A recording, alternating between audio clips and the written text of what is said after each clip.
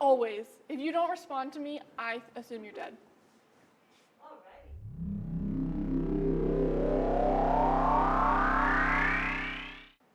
Hi, I'm NIUBOI, and I came from space to save the world from a life of blasé mundanity.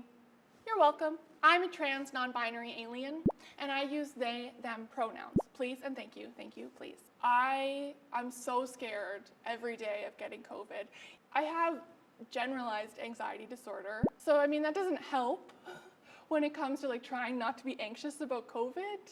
Having anxiety is normal to me, but having this level of anxiety, this level of like incapacitated, I cannot get off the couch, all I can do is play Animal Crossing because what is the point, it's been trying. I feel like I'm constantly gaslighting myself. Like I feel like I'm constantly telling myself that it's not that bad, or that I should be more normal, I should be doing more things, I should be accomplishing more, I should be going out more.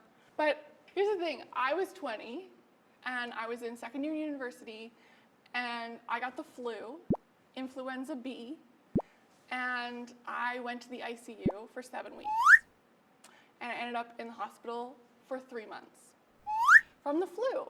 And people are like, oh, the flu is chill, like everyone gets the flu, it happens all the time. But a lot of people die from the flu every year. It's usually elderly people and like little babies, people who can't fight the flu when they get it. But the thing is, as a 20-year-old, I had so little immune system, like my body was just not working together, partially because of my anxiety, partially because I was not taking care of myself, I was in university, but I was presumably healthy. Like when I came into the hospital, it was a 20-year-old with no previous health conditions, and I presented with pneumonia, and they said, oh, well, you're young, so you should just go home, take these antibiotics, and you'll be fine. And I went home, and I was having chest pain. And like as a 20-year-old, if you're having chest pain, you're not just like, this is chill. Red alert. So I called an ambulance, and I went to the ER, and they were just like, why are you here?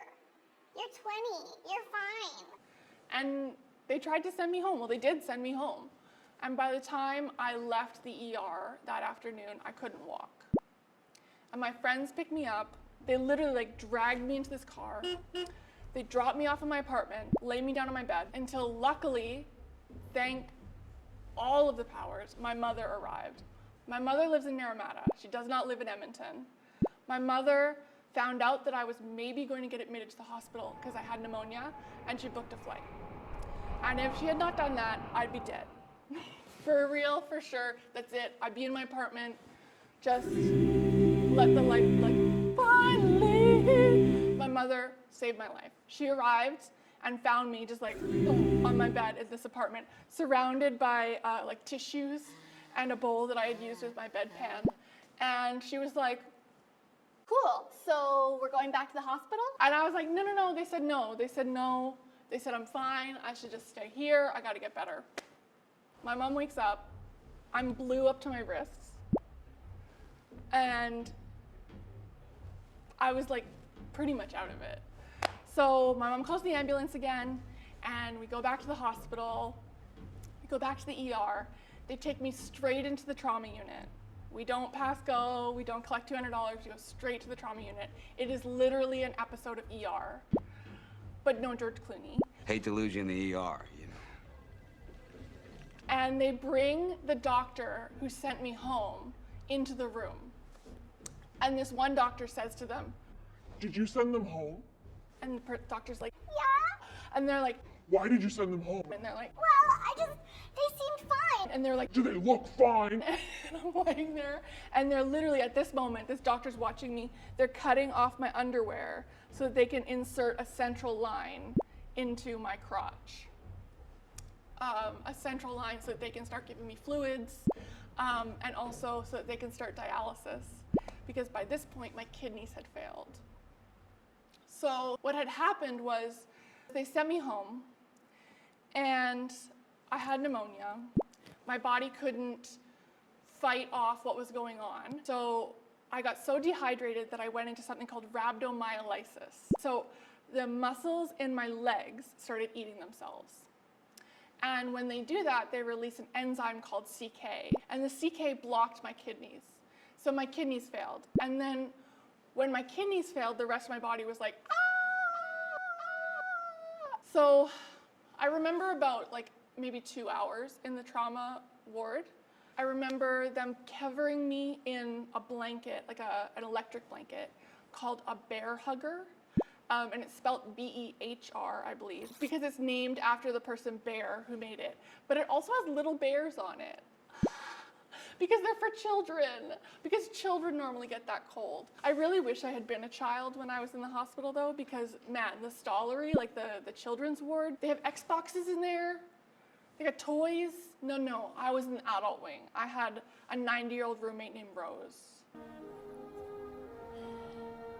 But I'm getting ahead of myself. So I remember them putting the bear hugger on me. I remember going for a CT scan. And I remember when they shifted me from the bed to the CT bay, I went, whee! And they all laughed at that. And I thought, oh, I'm crushing this hospital thing. And then I woke up about 2 weeks later. I wasn't in a coma, but they had given me a medication so that I wouldn't remember because I had been in such immense physical trauma that they didn't want me to remember it. Sorry. So I kind of like came to, my first memory is about 2 weeks into the ICU. I was intubated, so I had a tube in my mouth all the way down to my lungs. And I was tied to the bed so that I wouldn't like pull the intubation tube out. So I ended up spending 7 weeks in the ICU. The first few weeks were just like getting rid of the flu. Just like trying to figure out what had like overall gone wrong. It's never lupus. Trying to get rid of the infections that were there because I ended up growing a lot of other infections. And then they extubated me, so they took the tube out of my mouth and throat and lungs. And they were like, great, you're good. Except that I then spent an entire day not being able to breathe. But they just kept telling me like, no, you can breathe, you're good. No, you're good, you can breathe. Until the end of the day when they realized that over the course of the day, I had dropped 20% in my oxygen sats from the time they extubated me to then. So they were like, Oops, okay, well, we're gonna do a bronchoscopy. and so they start like, which is a tube down the throat into the lungs, a bronchoscopy. So they like start bringing everyone into the ICU room. They start preparing to do this bronchoscopy in the suite. And I called the doctor over, and I could talk at this point because I didn't have the tube in. And so I said to her, you know, what's gonna happen? What do we do if I can't breathe? And she said, Well, we're gonna go down there and we're gonna look and see what's going on. And if something's going wrong, we might have to intubate you again. and I said, no, none of that. I will not be intubated again. I had been awake while intubated for several days, which is very rare. Normally you're only intubated if you're asleep. So I had had so much pain in my mouth, in my throat. I can't eat, I can't drink, nothing. You can't talk. You're just like this, like a stuck pig all the time. So I said, no, please don't intubate me. If you have to put me on the ventilator again, please give me a tracheostomy, which is essentially taking a knife and slicing your throat right here so that the breathing tube can start here instead of here.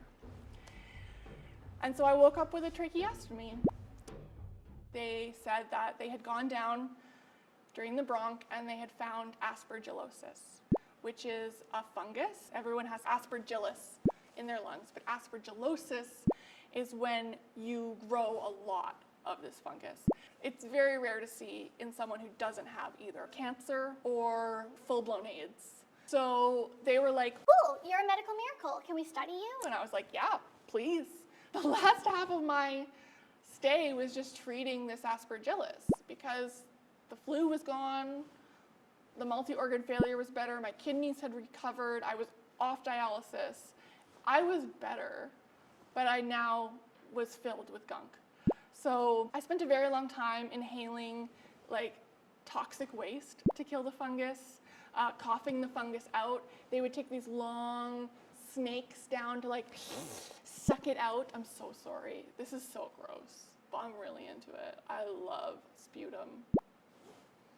But all of this is to say that now, this was 2012, so we're now 8 years out, I still don't breathe properly. I have now what's called bronchiectasis. So I have scarring in my lungs from the Aspergillus that has left my lungs super thin-walled. So if there's anything going around, any kind of bug, a cold, a flu, a COVID, my lungs are not gonna be able to fight it off.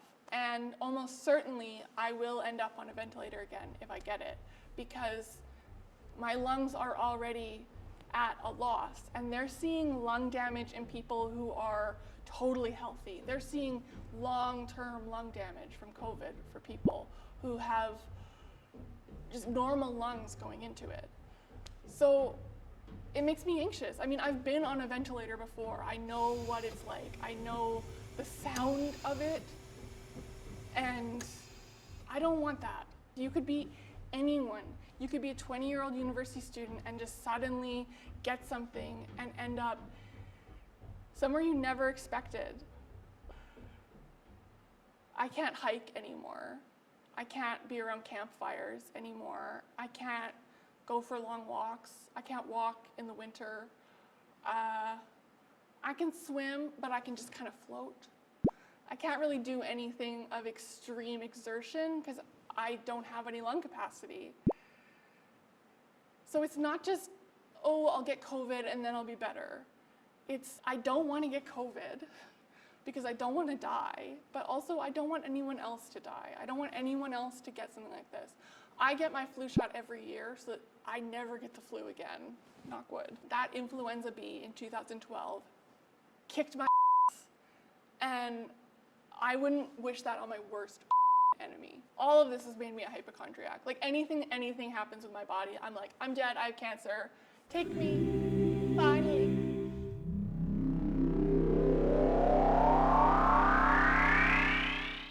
So, wash your hands, wear a mask, it's a sign of respect.